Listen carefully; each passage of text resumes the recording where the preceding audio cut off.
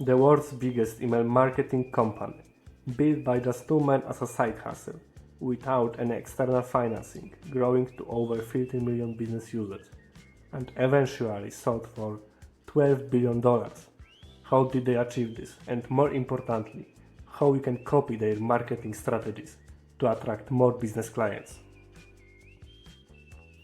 Mailchimp was founded in 2001 as an alternative to the oversized, expensive email software of the early 2000s. So let's take a look at their early marketing strategy from exactly 2001. Mailchimp makes HTML email easy. Mailchimp is fast, simple, convenient way to get your HTML emails delivered correctly. Don't make the mistake of sending your HTML and images files as attachments, or building your email in Outlook and praying that it works in all other emails out, or pasting your entire list of customers into each email. If you experience the reply to a nightmare, do it the right way, with Mailchimp. This paragraph focuses entirely on common clients' problem, rather than explaining how Mailchimp actually solves them. Luckily, they improved on this later. However, what's important here is that they already knew their customers' struggle. I can't even count how many times I have heard salespeople say you can't know a client's problem without talking to them first. That's simply not true. You should always anticipate potential clients' pain points before reaching out. Mailchimp understood this from the beginning. Simply copy and paste interface. Design your email, copy the HTML, paste it into Mailchimp, and send it off. That's how simple the Mailchimp interface is. Okay, and there is a screenshot from it.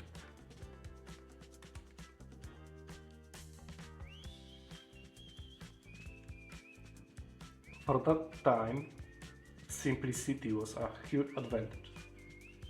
Competitors offered complex and difficult to use solutions, making Mailchimp the obvious choice for people without IT expertise.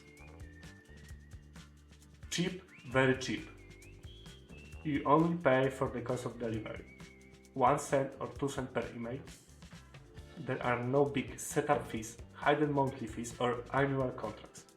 You pay for emails sent and that's it. It's great for any budget.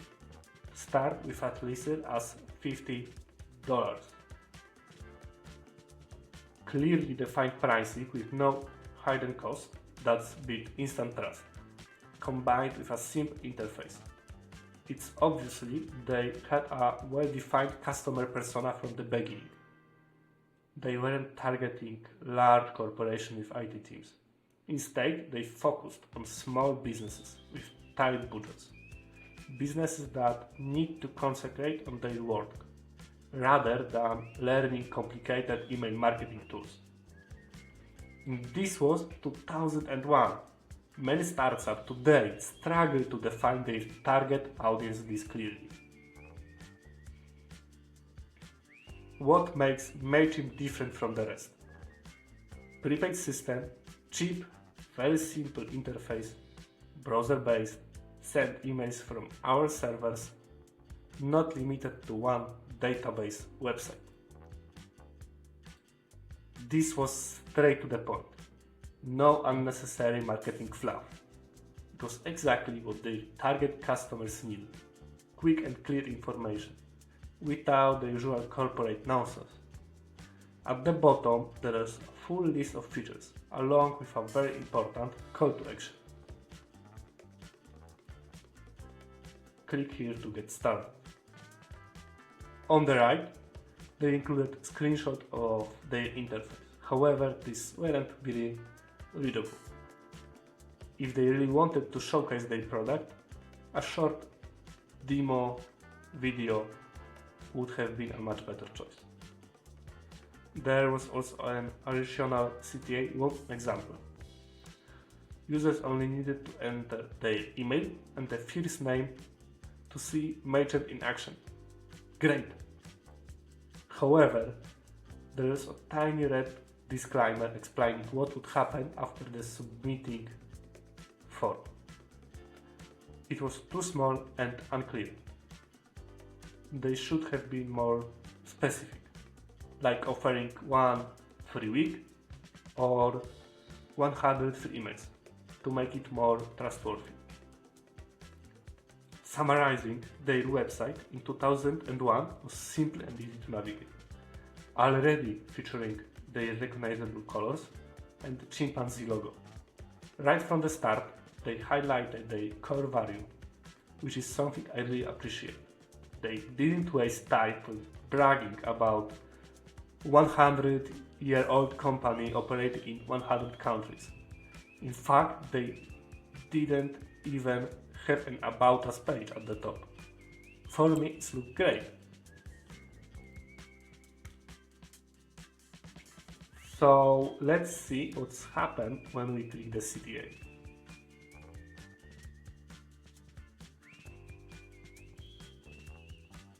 Okay, that led us to a registration form requiring a lot of information, more than necessary for an email service. If I were them, I'd minimize this to just an email address, first name, and maybe a phone number. One good addition was the question, how did you hear about Mailchimp? This is extremely valuable for startup to track their best marketing channels and optimize them over time. Below was a simplified pricing table explaining which plans were the best for different types of users. An interesting strategy, the first two plans offered 50 emails per dollar, while the most expensive one provided 100 emails per dollar. A 50% discount at higher volumes, but that was only communicated by small Best Buy red info. One thing missing was clarity on what happens after the registration. Do users receive an email with login details, an invoice? This should have been more clearly explained.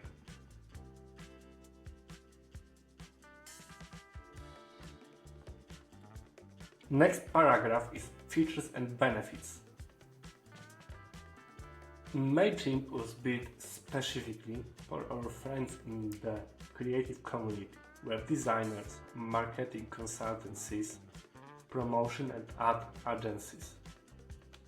People who have the creative know-how to design but lack the server setup to deliver HTML email. This section outlined who the product was for and what problem it solved. For web designers, marketing consultants, and ad agencies. People who know how to design but lack the server setup for delivery emails. This should have been on the homepage. Better yet, they could have split it into separate case studies for each profession. Next was a full list of features and benefits. While useful for salesperson pitching Mailchimp, it was questionable whether customers would actually read it. Again, case studies would have been a better approach. Additionally, I'm not sure if pricing is good, as the CTA here would need more testing. FAQs.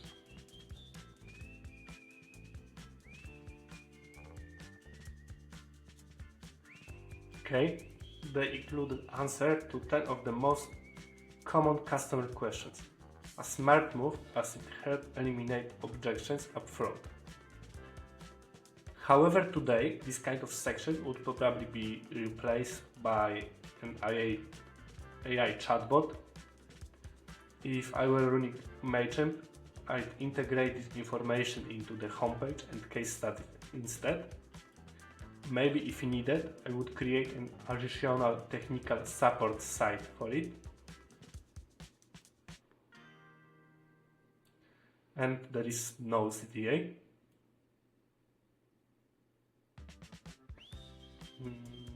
And the last one is contact section.